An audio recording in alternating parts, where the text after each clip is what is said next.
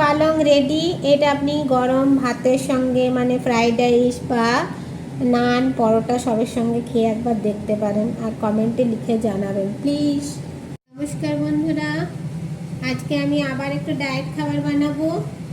Sausage পালং, যেটা বিনা তেলে আপনার। এখানে আমি সসেজটাকে কেটে নিয়েছি। এখানে রসুন কুচি, লঙ্কা কুচি, টমেটোর কুচি, কাঁচা পেঁয়াজ কুচি, আর এখানে আমি পালং শাক বাটা নিয়েছি।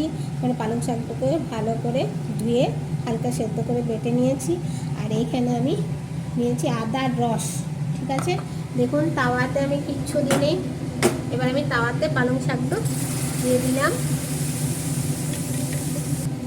এবার আপনার আদার রস দেবেন যতটা আপনার মানে যেমন দিয়ে বাটা আছে আর কি পালং শাক।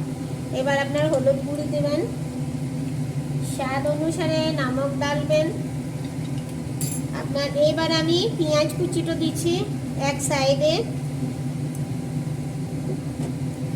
সাইডে লঙ্কা কুচি দিচ্ছি, এক সাইডে টমেটোর কুচি দিচ্ছি, এক সাইডে রসুন কুচি দিচ্ছি, এক সাইডে আমি সসেজ দিচ্ছি।